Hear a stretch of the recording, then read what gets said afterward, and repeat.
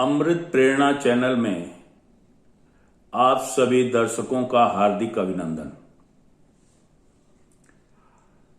मैं प्रभाकर अनंत राय एक बार पुनः श्रीमद् भगवत गीता गंगा यात्रा लेकर आपके समक्ष उपस्थित हुआ हूं।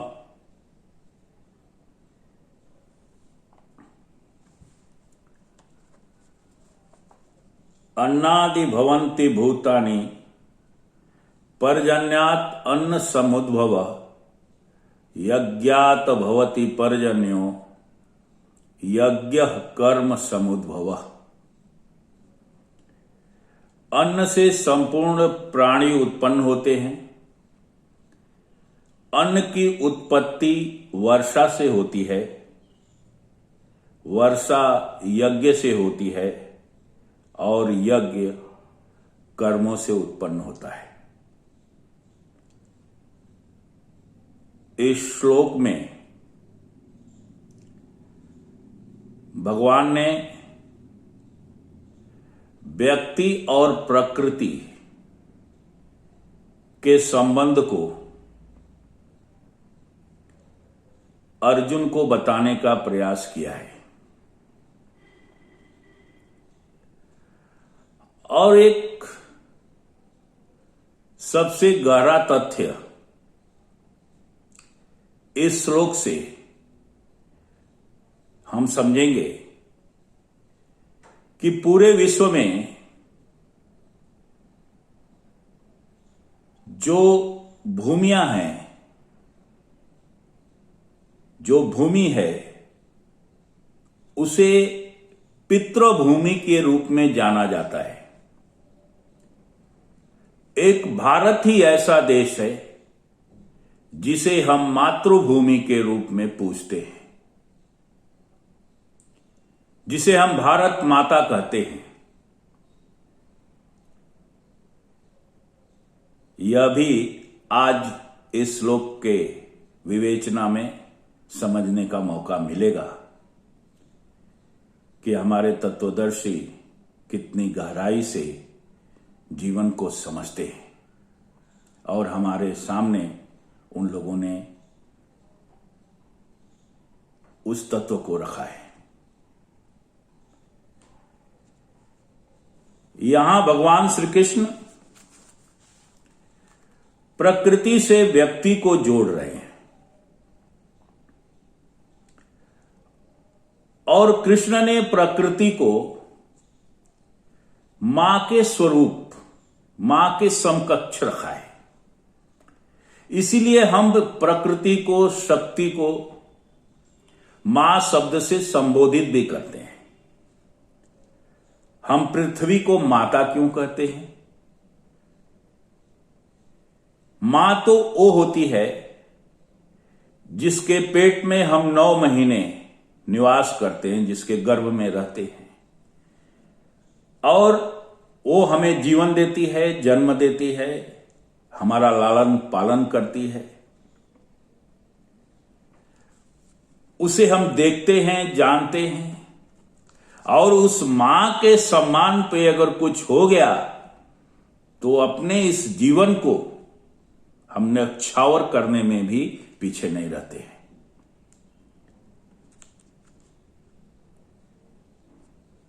मनुष्य जब मां के उदर में होता है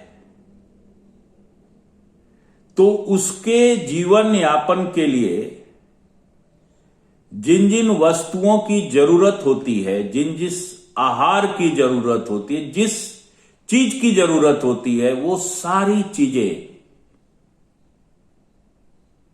वह मां के शरीर से ही प्राप्त करता है। या कहें कि वो मां हमें 9 महीना अपने पेट में रखकर उन चीजों को हमें देती है।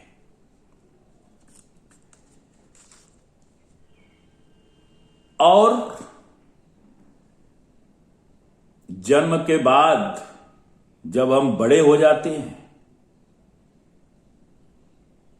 तो यह धरती, यह सौर्यमंडल हमें उन चीजों को प्रदान करता है या मुहैया करवाता है। और हमारा जीवन आगे बढ़ता है। आज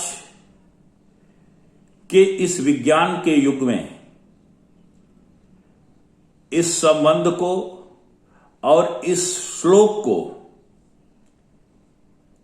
हम बहुत आसानी से और अच्छी तरह से समझ सकते हैं।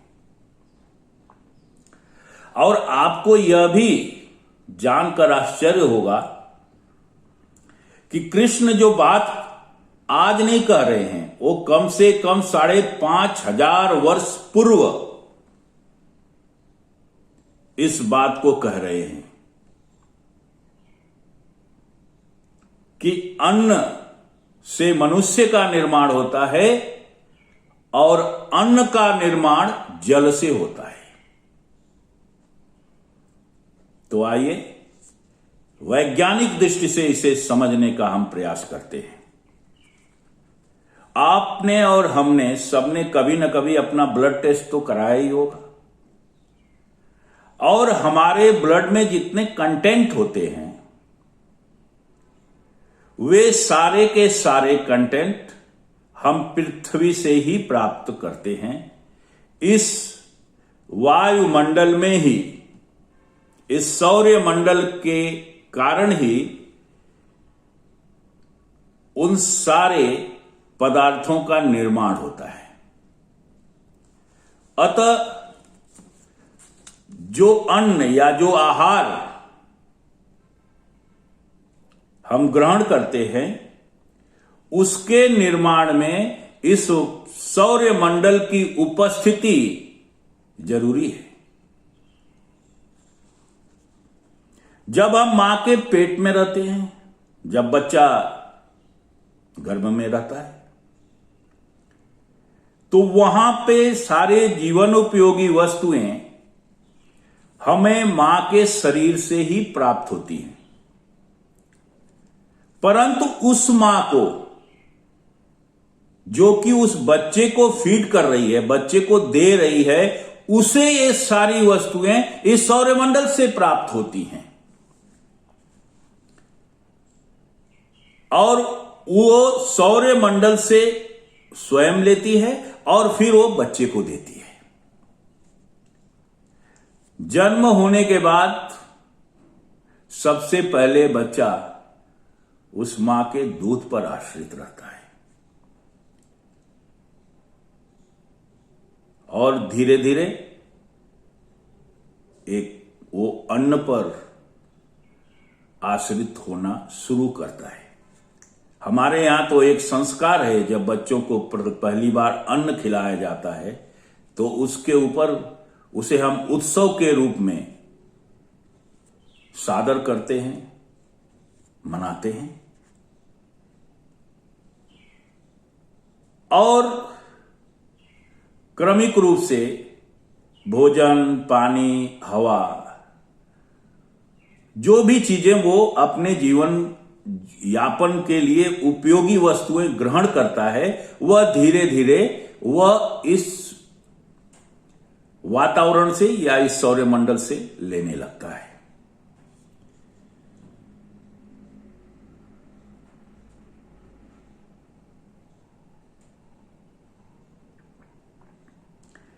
और एक समय ऐसा आता है कि वह स्वावलंबी हो जाता है। जो मां का सहारा उसके जीवन को खड़ा करने के लिए जरूरी था, वह छूट जाता है और वो सारे अपने पोषण के लिए जो उपयोगी आहार है वह इस प्रकृति से, इस सौरमंडल से ग्रहण करने लगता है, डायरेक्ट प्राप्त करने लगता है। जितने भी प्रकार के विटामिन्स, कार्बोहाइड्रेट्स, मिनरल्स की उसे जरूरत होती है, वह इस पृथ्वी में उत्पन्न हुए पेड़ पौधे, जीव जंतु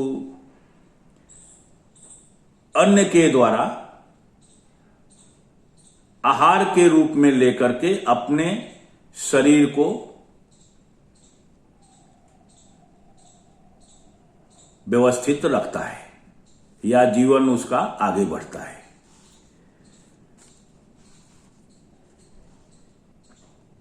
मानव शरीर की प्रारंभिक अवस्था से लेकर और अंतिम समय तक उसे अन्न की जरूरत होती है, आहार की जरूरत होती है। और यह आहार उसे यह धरती देती है, यह प्रकृति देती है। इसीलिए इस धरती को और इस प्रकृति को हम मां के रूप में मानते हैं, क्योंकि मां हमें जन्म देती है, मां हमें जीवन का सहारा देती है, मां हमें प्रेम देती है।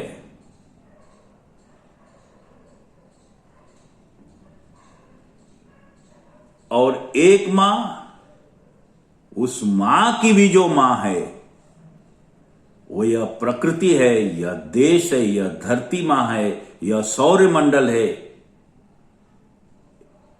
अतः इसे भी यह मां के ही समतुल्य है। तो जिस तरह से हम मां की इज्जत करते हैं, मां से प्यार करते हैं, उसी रूप से ज्ञानी पुरुष या ज्ञानी व्यक्ति इस प्रकृति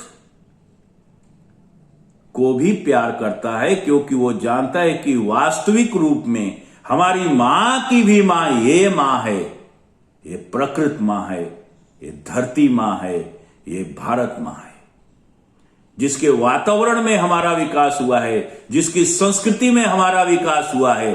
और इसीलिए भारत को हम मातृभूमि कहते हैं, पितृभूमि नहीं कहते, क्योंकि इसने हमें जीवन दिया है। इसी के वातावरण में, इसी के गोद में हम जन्म लेते हैं और पूरा जीवन जीते हुए इसी के गोद में अपने आप को समर्पित करते हुए मृत्यु को प्राप्त होते हैं।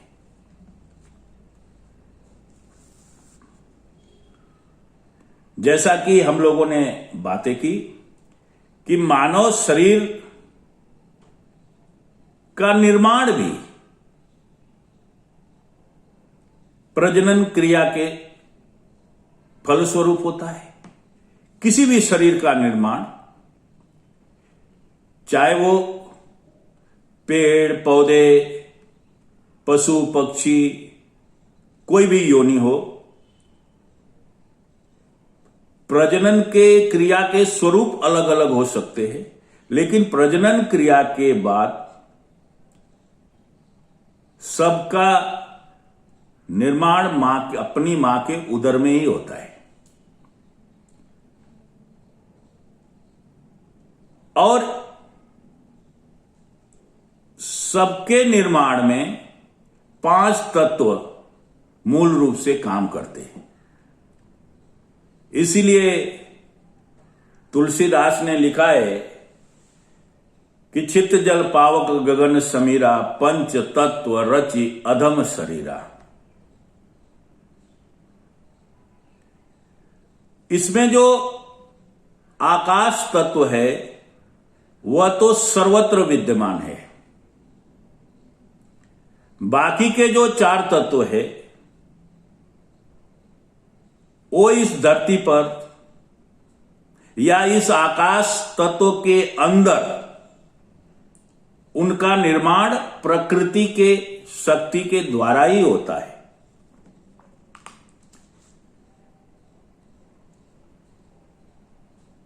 और इन्हीं, चाहे वो जीव जंतु हो, चाहे वो पेड़ पौधे हो, इन सभी का निर्माण इस आकाश तत्व के अंदर, इस सौर्य मंडल के उपस्थिति में, उसके अंतर्गत ही होता है। और यही हमारे जीवन के यापन के लिए हमें ऊर्जा प्रदान करते हैं। और हमारे अंदर जो ऊर्जा मिलती है वह इनसे मिलती है, खाद्यान्न से मिलती है, अन्न से मिलती है, जल से मिलती है और हमारा जीवन आगे बढ़ता है। कृष्ण कहते यज्ञात पर्जन्यात अन्न समुद्भव, लेकिन इस अन्न का जो निर्माण होता है वह वर्षा के कारण, पानी के कारण होता है। हवा तो सब जगह उपलब्ध है, धरती के ऊपर हवा है, ऑक्सीजन है, लेकिन वर्षा सब जगह उपलब्ध नहीं है। आजकल विज्ञान के युग में हम आसानी तरह से जानते हैं कि वर्षा का कैसे होती है, उस प्रक्रिया को भी हम जानते हैं। ये इस प्रक्रिया की खोज जिस समय कृष्ण बात कर रहे थे उस समय नहीं हुई थी, और उस समय भगवान श्री कृष्ण कह रहे हैं कि पर्जन्यात अन्न समुद्भव यज्ञात भवति पर्जन्य, और इस पर्जन्य मतलब वर्षा का निर्माण यज्ञ के द्वारा होता है। और वो यज्ञ कैसा है? हम वाष्पन क्रिया को जानते हैं, उसके स्थूल स्वरूप को वैज्ञानिक देखते हैं और समझते हैं, उसका निरीक्षण कर चुके हैं कि किस तरह से जल तत्व आकर्षण और उष्मा के कारण वाष्पित होकर के बादल का स्वरूप ग्रहण करता है, ऊपर को उठता है और धीरे धीरे एक समय में वही वर्षा के बूंदों में परिवर्तित होकर के इस पृथ्वी पर वर्षा कराता है। और यह एक पूरा चक्र है, और इस चक्र का दो भाग, स्थूल भाग भी है और अव्यक्त भाग भी है, सूक्ष्म भाग भी है। उस क्रिया को बाह्य रूप से एक सीमा तक तो हम देख सकते हैं, लेकिन एक सीमा के बाद वो अव्यक्त क्रियाएं है जिसे हम सिर्फ कल्पना कर सकते हैं, लेकिन उसे देखा नहीं जा सकता है। और इस वर्षा का कारण मनुष्य की आवश्यकता भी है।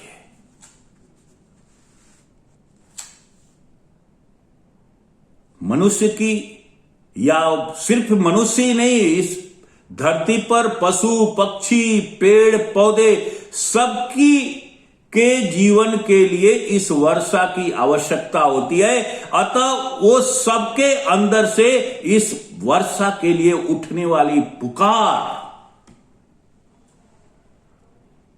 इस अव्यक्त चक्र का निर्माण करती है और जिसे प्रकृति पूरा करती है। पपीहा के इस पुकार को हम जानते हैं कि स्वाति की बूंदों को पीने के लिए वह किस तरह से वर्षों इंतजार करता है। आप देखें, जब पहली बारिश होती है तो मन कितना प्रसन्न हो जाता है, हर्षित हो जाता है। हमारे मुंबई में तो लोग सड़कों पे नाचते हैं, गाते हैं, भीगते हैं बच्चे। उनके अंदर बचपना जैसे उल्लासित होकर के आह्लाद के रूप में बाहर निकलता है। वर्षा की अपनी एक छटा है, और वो खुशी यह प्रकृति हमें प्रदान कर रही है। और वो एक चक्र है जिसके बाद नए पेड़ पौधे हरे और भरे होते हैं, नए नए वनस्पतियों का उदय होता है, इस धरती के कोख में उनका जन्म होता है, और उन्हीं के द्वारा हमारा जीवन चलता है। हम उन पर आश्रित हैं और उनका जीवन हम पर आश्रित है। यह चक्र एक दूसरे के बिना पूरा नहीं हो सकता। अतः कृष्ण कहते हैं कि यह जो कार्य प्रकृति अव्यक्त रूप से करती है, यह एक यज्ञ है, और यह यज्ञ